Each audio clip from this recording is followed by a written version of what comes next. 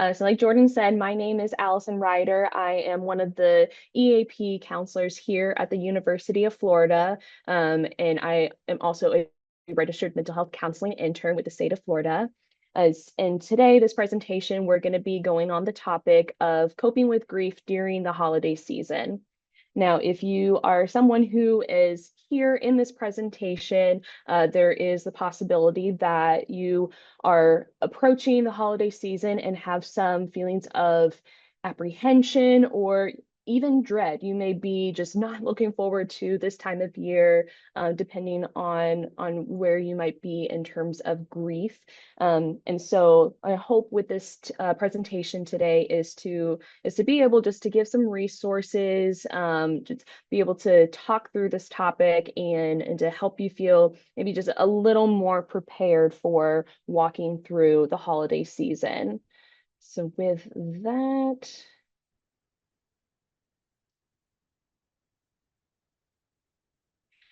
so as we did already with we opened up the chat for this icebreaker of some favorite activities or traditions that you do with your family. It's hearing a lot about doing baking or watching movies, going to certain kinds of services, all kinds of great things that have traditionally or normally have been a part of your family traditions and how you like to engage in the holiday season. And so I want you to definitely keep these in mind as a little bit later on the presentation. It'll be something else that we'll touch on. So the agenda for our time today, we will be discussing an overview of what grief is, what it looks like, what are some common symptoms that we may see with grief. Additionally, we'll be seeing some different types of grief that may just add to the challenge of the healing process with grief. We will be talking through some recommendations on how to cope with your grief during the holiday season, both some recommendations for kind of engaging, being active in the grieving process, but also some recommendations for these emotions are getting a little too much. I need to figure out how to kind of keep myself calm, keep myself kind of braced stepping into this season.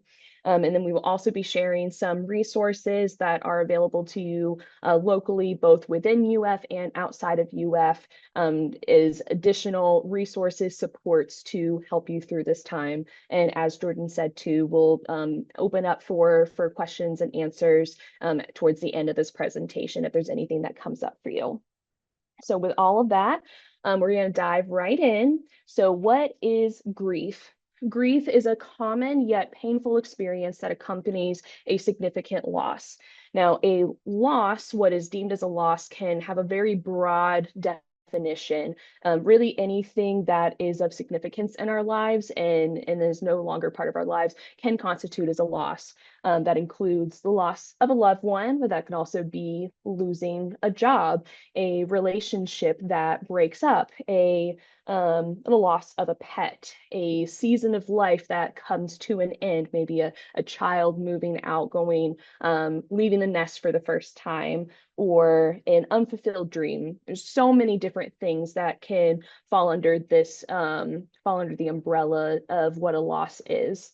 And and so if you are here today, chances are you have experienced loss in some way, shape, or form. For our time today, we are going to be focused on grief specific to losing a loved one, someone passing away that was near and dear to us, and the grief that accompanies that experience. Now, you likely are familiar with this model of grief, the Kubler-Ross model of grief, the 5 stages. There's denial, anger, bargaining, depression, and acceptance. So an overview on what these different stages may look like.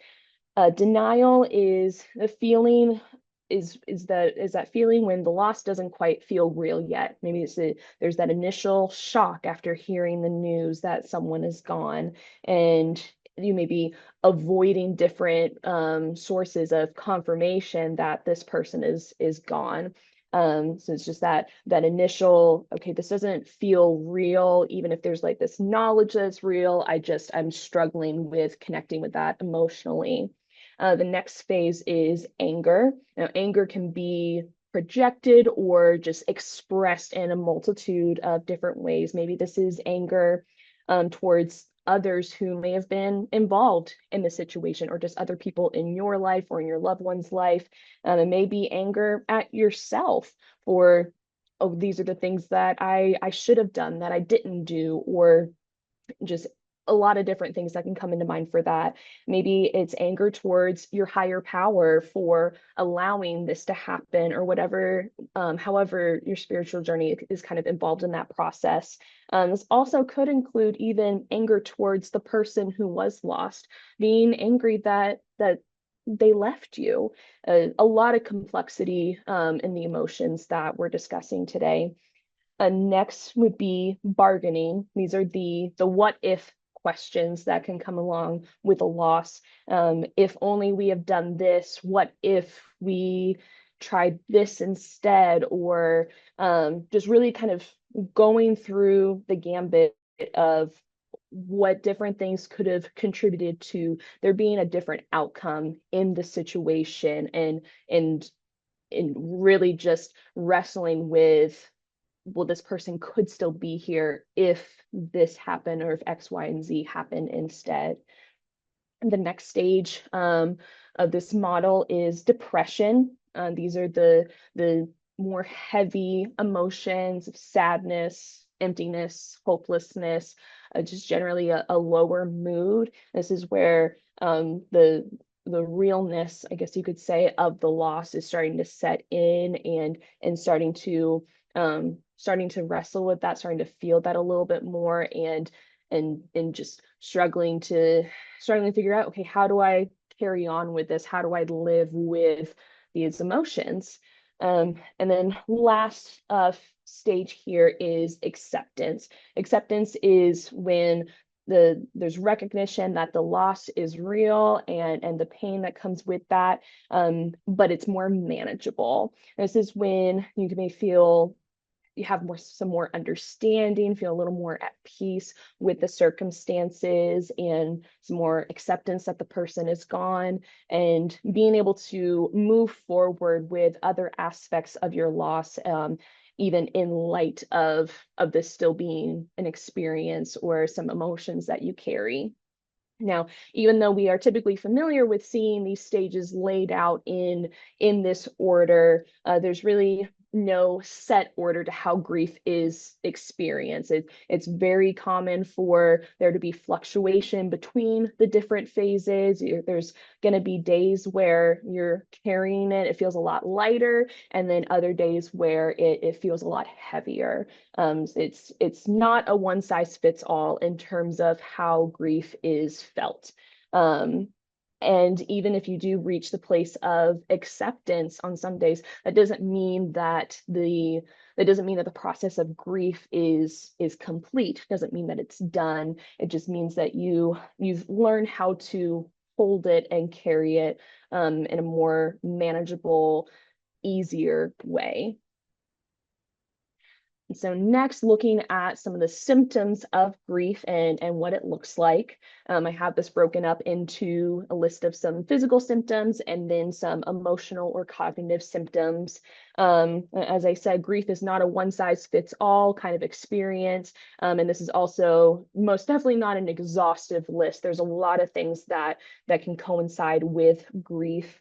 But these may be some more common ones, or ones that maybe you have experienced or have seen others kind of walk through.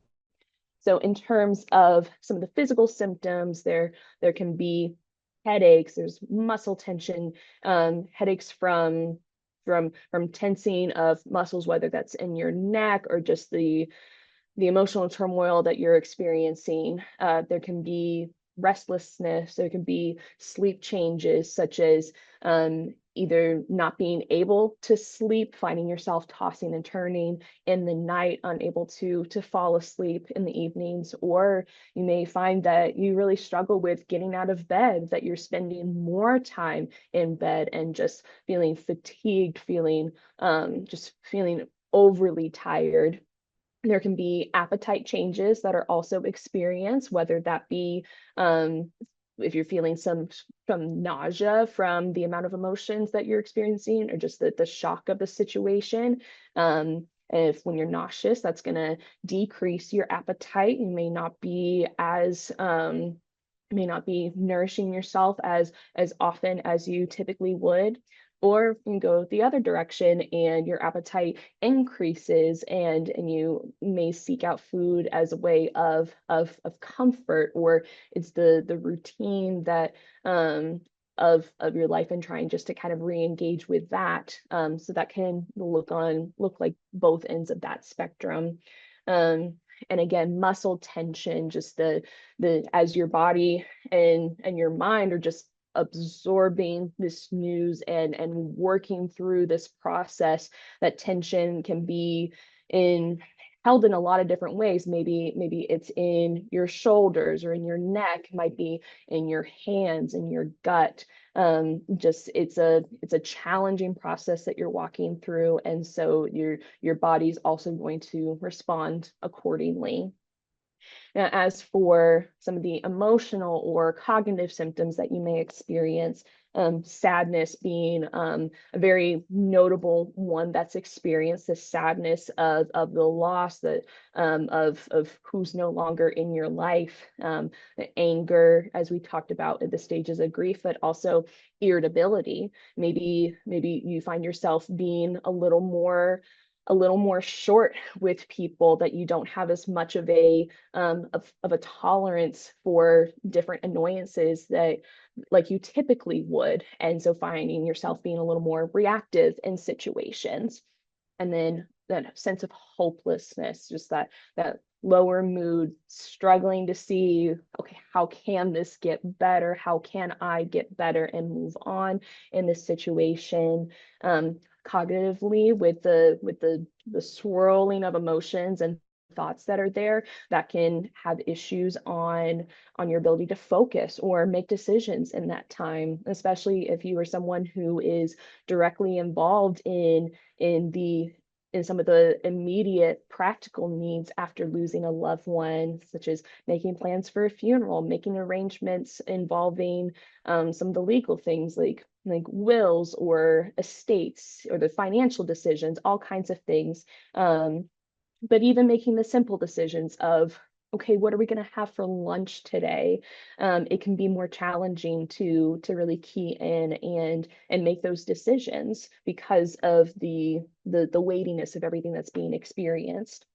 Other emotions, including regret and guilt, as we kind of talked about, bargaining and just wondering what could have happened instead, if just how could the outcome have been changed in this, or regret about things that were said or not said with the person that you lost. And coming down to overwhelmed. There's just a multitude of emotions and feelings that are being that have been kind of burdened on you in the midst of this, and it makes sense that it's going to feel overwhelming and maybe struggling to understand. I don't even know what to do next in the midst of this, or it's too much is what I'm feeling right now. um, and that's a very common emotion, painful, but it is common, and we definitely see that a lot. So next, we'll be talking about some different things that grief can look like in terms of some more complex versions of grief. Now, grief, regardless of the situation, grief can be a really hard process, even in the most peaceful of circumstances around someone's passing. However, there can be some more complex versions of grief, whether there's some compounding factors of the situations or the circumstances around the person's passing, or just a multitude of factors that can come into play.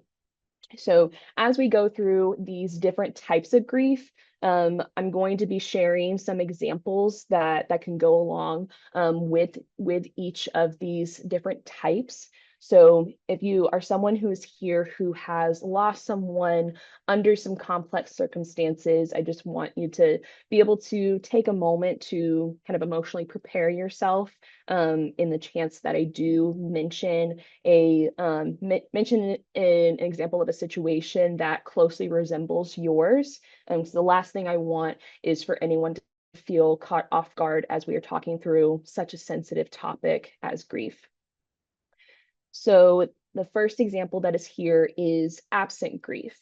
So this is when a person is feeling frozen or stuck in that first phase, that denial of really engaging with the loss and the realness of the loss. This can even escalate into just a lot more avoidance of confirmation that the loss is real, and just disengaging from those emotions and not letting themselves feel these emotions, feeling the loss.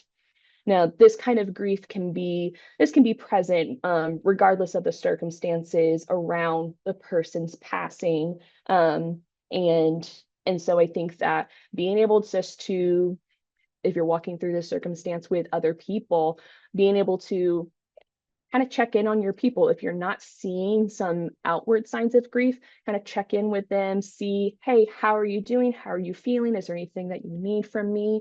That can be a great way just to check in and make sure that your people are doing okay.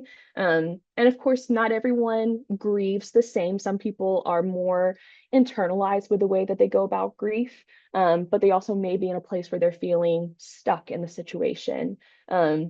Additionally, this could be a good check-in for yourself and see, okay, how am I managing with my grief? Am I kind of progressing through these stages? Am I feeling these different emotions? And if you recognize that you're not, then maybe taking the time to look into that and, okay, why am I struggling to engage through this emotional process? The next form of grief that you can see, more complex grief, is ambiguous loss. And this is when the loss includes some kind of a lack of closure in the situation. So this could look like a few different things. This might be involved directly in the relationship with the person that you lost. Maybe things were left on not so great terms. They just left in a really challenging spot the last time you spoke with them. Um, or it can also involve ambiguous, there's a lack of closure in the circumstances of the person's passing. Maybe this is a situation where the person went missing, and after time has passed, it's presumed that they've passed away. It's presumed that they're gone, but there hasn't been any concrete confirmation of the passing. And so there can still be this sense of hope of what if, and it can be hard to move into a place of acceptance when it can almost feel like you're giving up on the person. And so a lot of challenges that can come and coincide with those kinds of circumstances. The next here on the list is disenfranchised grief. This is a loss that, whether it's by societal standards or by people within like your close circle, or even by yourself, the loss feels invalidated. It doesn't feel like it's quote unquote worth feeling this much grief about the situation. An example like this, not necessarily applicable to our time today, but I think a common example would be the loss of a pet, a family pet. There's some people that losing their family pet can hit just as hard as losing a family member.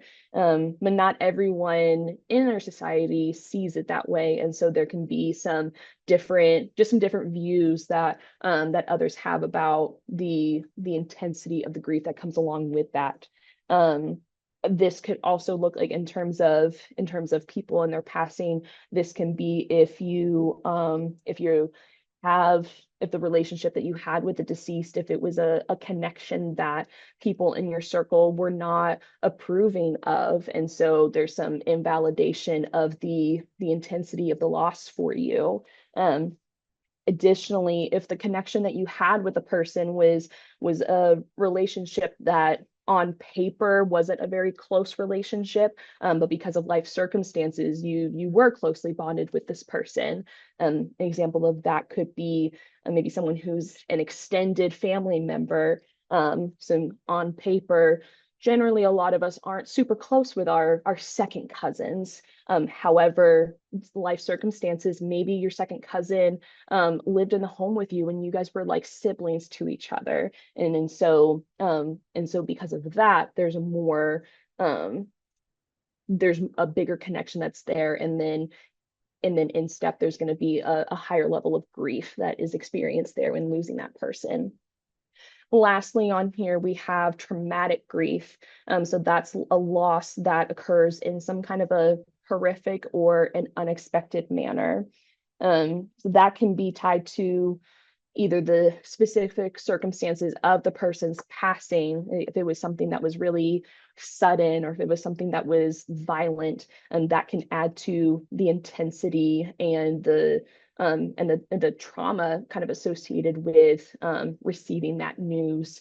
I think this also can be applicable in situations where the if the person was younger. I think we tend to we anticipate that as our relatives and our loved ones get older, that eventually there will come a time when they're going to pass away, just due to their age, and just natural aging, natural causes.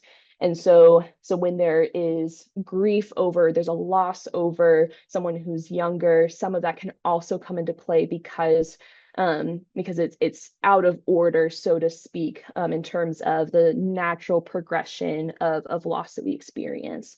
And we anticipate to see our older relatives pass on, but you never anticipate or prepare to anticipate the passing of a child, the passing of a niece or a nephew, of a sibling. There's more challenging layers that come along with that. So the big question and why most of you are here today is, okay, well, now that you've really laid out why grief sucks and why it's painful, how can I get through the holidays? I'm dreading this time of year. I'm feeling apprehensive of stepping into a season that is supposed to be full of joy and happiness and really fond memories, but all I can think about is how much I miss this person. Um, Again, that's what I'm hoping to do today is being able to give some insight on how you can not just get through the season, but even some steps to help you be a little more present this season. I have this broken into two parts. First is some recommendations to be able to engage with your grief, to kind of be active with it, and even using the holidays as a way to help you in the healing process. But as well, I also have some recommendations for working through your grief, the times where it feels heavier, being able to have some coping skills, or even how to kind of help structure and prepare yourself for, okay, how can I still incorporate the good into this year and not just be focused on the sadness that comes with the grief? So first, engaging with the grief, being able to find ways to incorporate memories of your lost loved one during the seasons. This can look like being able to plan doing favorite traditions or activities that your loved one really enjoyed this time of year, or incorporating some mementos, just to as little pieces of memories of them. Example of this in my own life, I have a grandmother who passed away a couple years ago, and she was someone who loved her very dearly. She was very big on playing hostess, on cooking and baking, and loved Thanksgiving, loved being able to feed her family, her sons and her grandchildren all alike, and being able to just be a light in the room during that season. And so in the time since her passing, me and some other family members, we've gotten a lot of different pieces of her cookware, pie plates, casserole dishes, pots and pans, different things. And so so my family, we've been intentional about using those different things throughout Thanksgiving in particular, so that those are some things that are just seen to kind of remember her and remember who she was, remember the legacy, and just how much she loved this time with the family. And for myself personally, I have a ring that I inherited from her, and it's in and of itself, it's not a very special ring, but it's something that was hers, and so something that was given to me that she had very intentionally left for me. And so I will wear it throughout Thanksgiving Day as my own little reminder. I get to look at my hand, and then I get to remember my grandma, and it's just something that can keep her memory alive throughout the day. So those are some examples of what having mementos or activities looks like in my life, and hopefully that can maybe spur on some examples for you as you're thinking about your loved ones, and okay, how can I keep their memory alive during this season? I think also to engage with your grief, spending time talking with your loved ones, sharing about who it is that you lost, share the stories, reminisce, especially if you're going to be sharing the holidays with family members who have also been impacted by this loss. This could be a really great way of connection for all of you, and to again just being some healing and support for each other in this season. Another example for engaging with your grief that's a little more private could be writing a letter to your lost loved one. It'd be a few different ways you can kind of look at this or go about it. For some, if you are in a situation where it feels like there were things that were left unsaid, or there was a lack of closure in the situation, that could be an opportunity to share those things with them. These are the things I wish I would, excuse me, the things I wish I would have had a chance to say to you. Um, or you can also look at it as an opportunity to reconnect with the person that you lost, be able to catch them up on these are the things that have happened since the time that you've left. These are the things that have happened in the family, or these are the things that I've kind of done, or just the circumstances that have happened. It can be an opportunity for you to continue the conversation with them, and keep that connection strong with that person.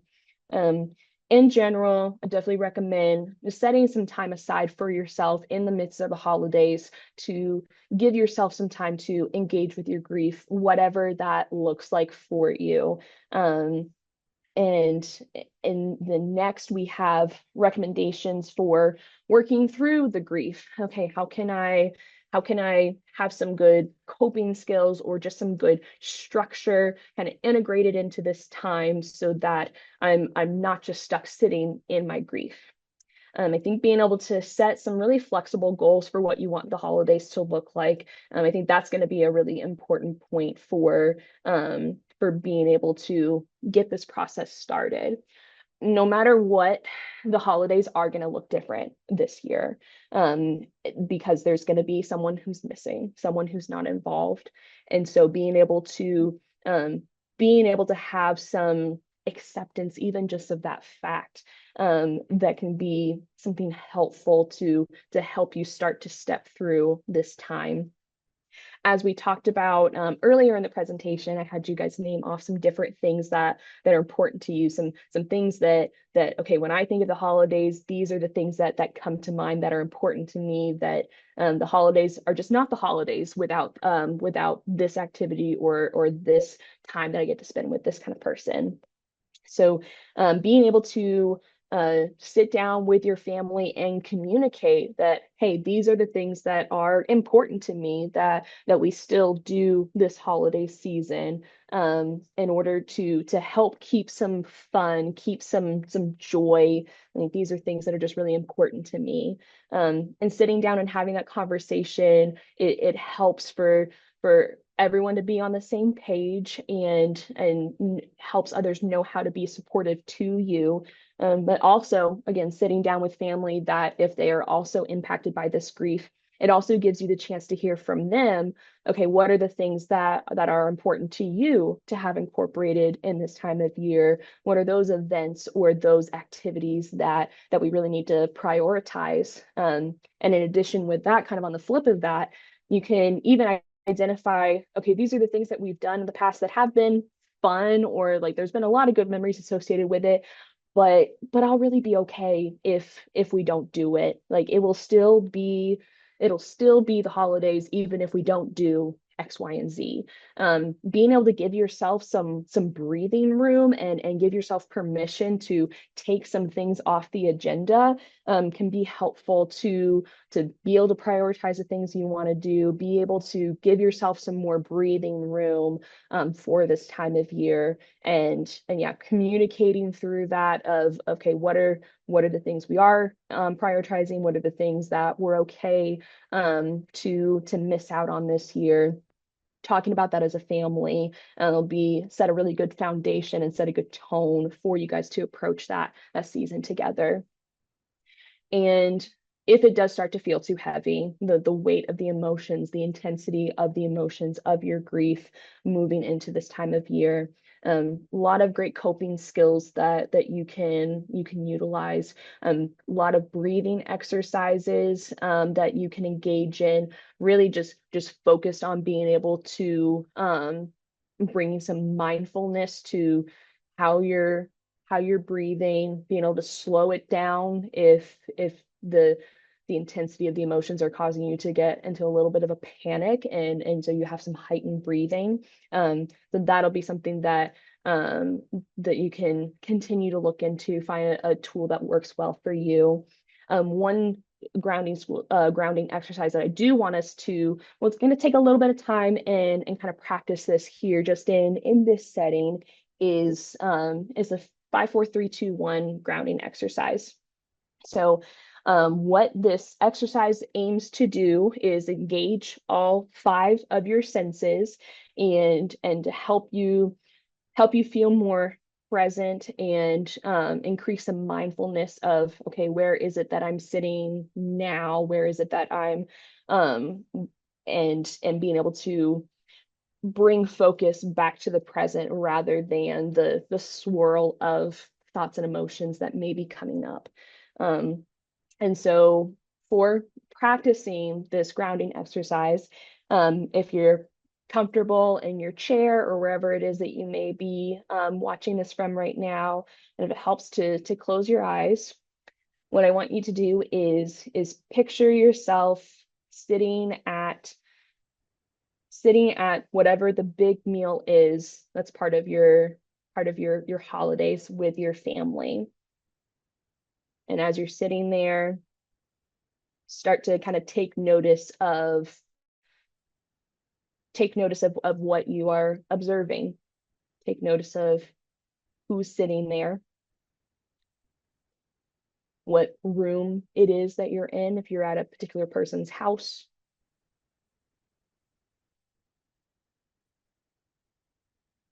And as you have that picture in your mind, now I want you to, and we'll do this not within the chat, you can just do this in your own mind, or if it helps even for you just to speak it out loud to yourself, that's okay too.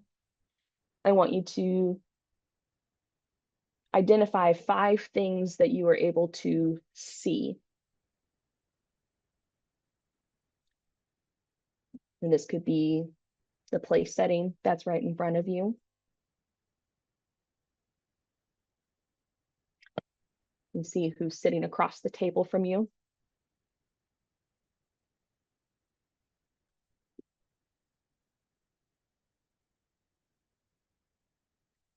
You see the buffet that has all the different desserts that are laid out.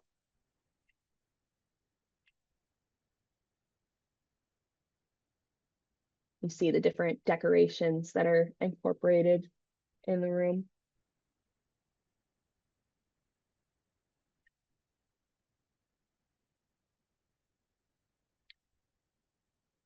Next, I want you to identify 4 different things that you can feel and you can touch. Again, thinking about sitting in that chair, sitting at the big holiday meal. That could be the tablecloth, the texture of it.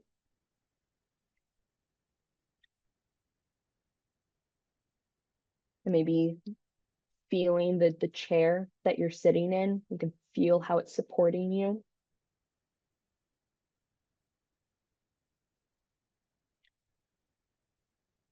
Maybe you feel the sweater or whatever shirt it is that you're wearing.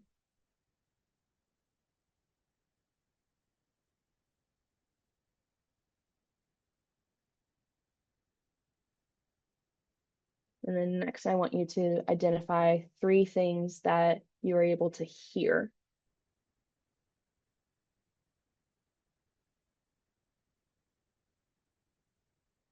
You can hear the mumblings of conversations across the table.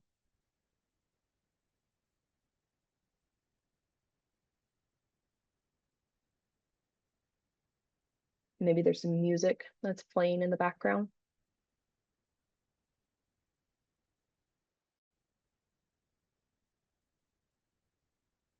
You can hear people's utensils like clicking on the plates.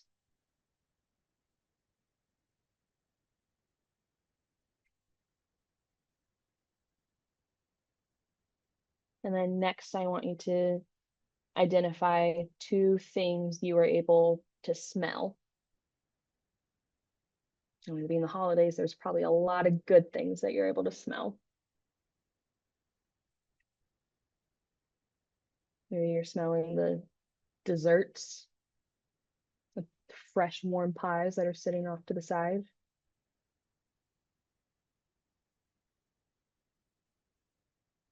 Or maybe there's some candles that are part of the decor on the dinner table.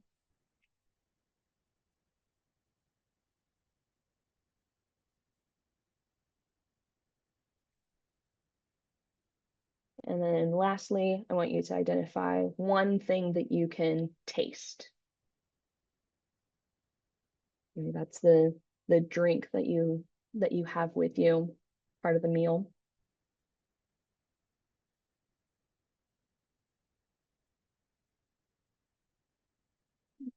Eating a bite of that turkey and gravy, and maybe having a little bit of that aftertaste just kind of sitting in your mouth between bites.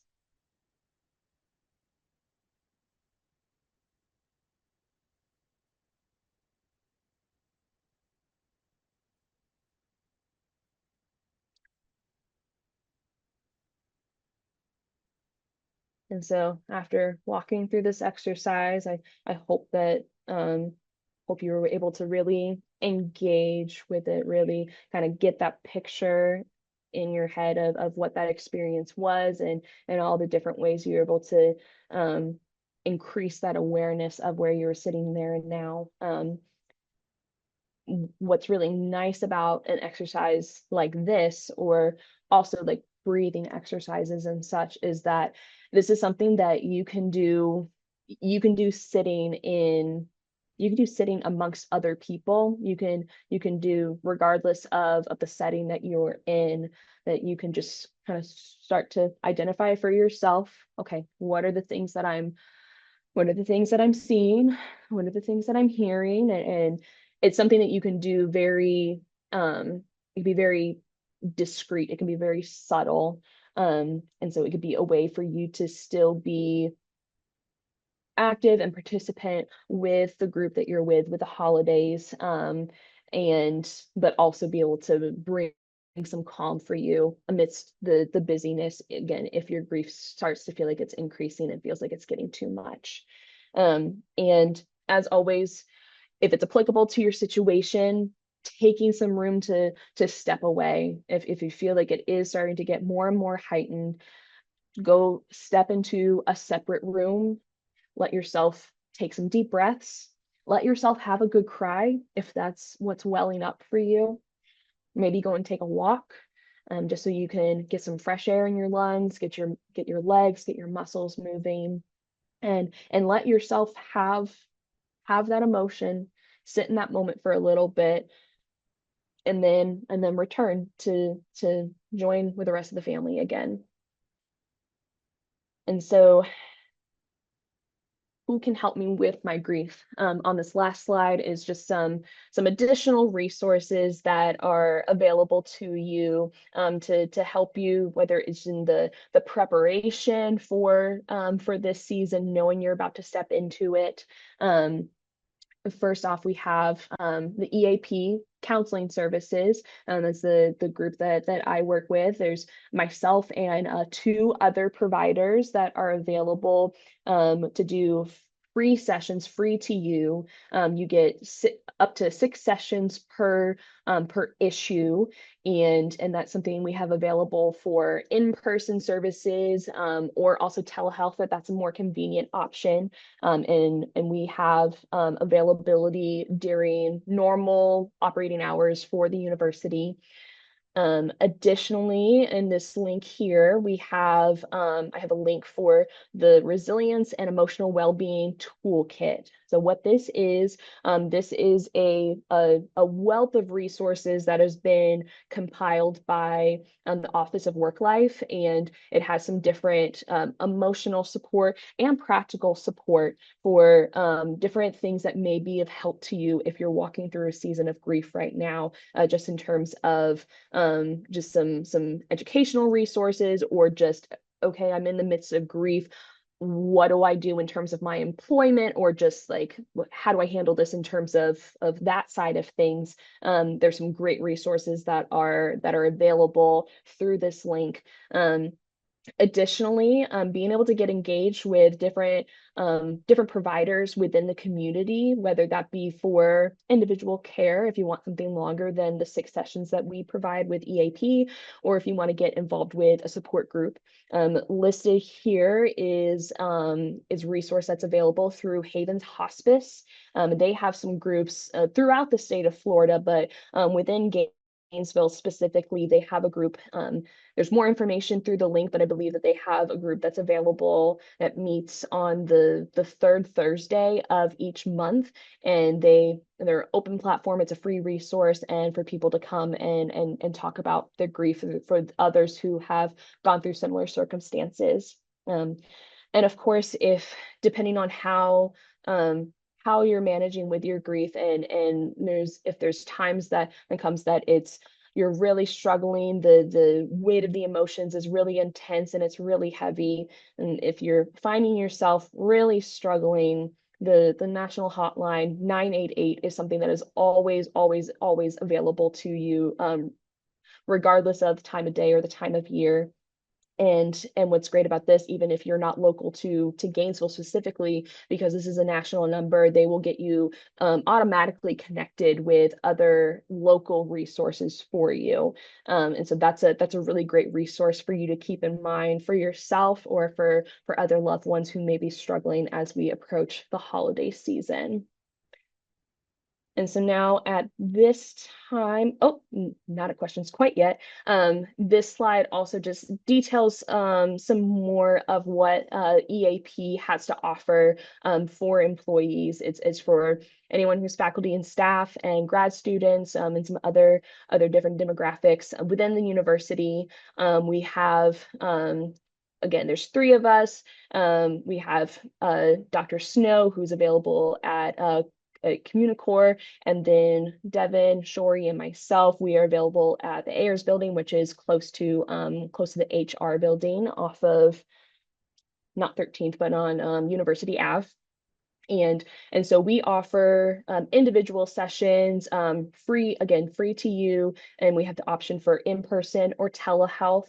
We also do have the option, if you want to have us come and do a presentation for your specific department within the university, whether that be just an introduction of, hi, these are what resources we have available for you, or if you do have a specific situation within your department, whether a common tragedy that happens, or if there's the loss of a longtime staff person and you're wanting some assistance just walking through the grief of that, we have the option of doing presentations, but also some processing groups if that's kind of a situation applicable to you and your department.